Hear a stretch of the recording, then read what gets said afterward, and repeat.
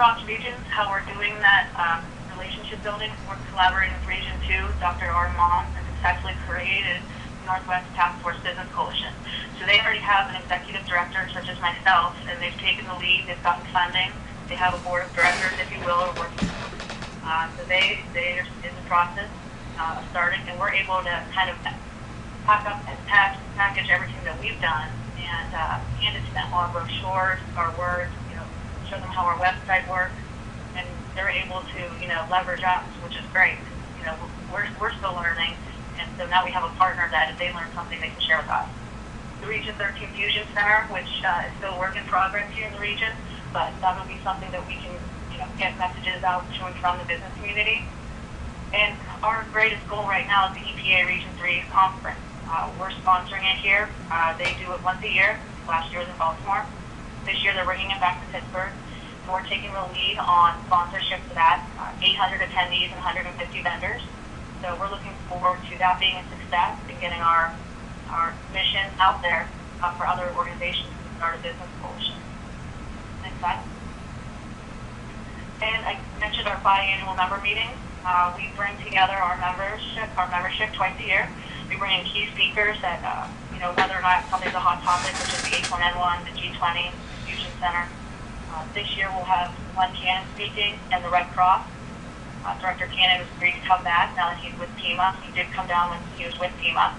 So we're excited to have him back. We typically have about 100, 140 people attend. It's really nice. We have the meeting, and then afterwards we have a nice networking reception where our membership can meet and, really get to meet each other. Next slide.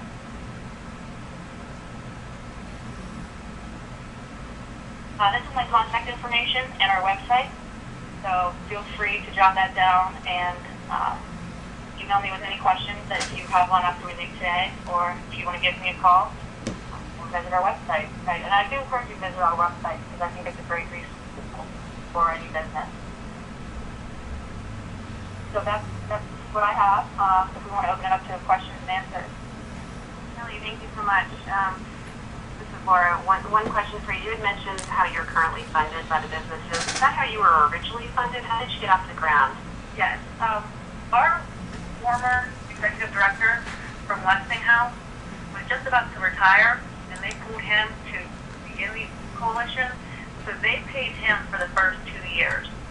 That was a big chunk of, funding that came in was not his salary, but they had to stop doing that because, he was an executive and he was getting ready to retire. So we then partnered with Region 13 on the planning and training investment justifications, but that really picked up our funding stream. But yes, we have 3 major corporations on our board that give $25,000, and then a few that give 10 and one that gives 5. Thank you. We had a question, and someone raised their hand. Jennifer Nugent, you should be unmuted. Jennifer, can you hear me? Hi. One question for you. When I was looking, as you were presenting, it was from Pittsburgh, so it was very good presentation to know that that's going on there. When you get the companies that fill out their resource, do you map those to the definition so that they're consistent? No. And that's just something that I can't partake in as, just being a one-man show. If I had staff, I would love to. Okay. Yeah, it's very, very time-consuming. It's very time-consuming. And they don't give me their NIM because they don't have to, follow that procedure. So I would have to figure out myself. And I'm sure you've seen the NIMS book. It's quite thick. Yeah. And so we just put definition and description in there as best as we can. And that's the best we can do. All right. Okay. Thank you. Sure. Thanks, Jennifer. You have another question, Kelly, through the questions pane. What role does government emergency management play in the process? Well, my office is down here at the Emergency Operations Center. So I get to work directly with the, region team and the Allegheny County team. We're able to partner with them with any training opportunities that become available.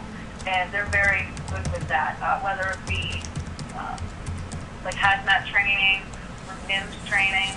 We're able to offer that up to the community, where we see fit. and of course, they'll make the final call if someone, just wanted to do it. But that's it's great that we partner with them on that training and planning level. And again, the first time you meet your region responders or you understand how region response works is not that when it's just your first emergency, that you want to learn these things prior to. We're affording them the opportunity to come and learn about that process. Thank you. You had mentioned, Kelly, that DHS is one of your partners. How does DHS and FEMA support the effort outside of grants? Again, training, that surveillance detection course I mentioned. DHS comes out with a lot of training, and a lot of times it's always free. So we're able to offer them the training courses that DHS puts out, as well as we've partnered with Bob Winters here, who's our security advisor for this region, and he's able to go to businesses and kind of survey what he thinks maybe needs to bulk up in their security. So we have him, if a business calls and says, come out and look at my facility, he gives me an idea of what else I need to do, to be better secured. We're able to say, hey, Bob Winters, we know exactly what to do that.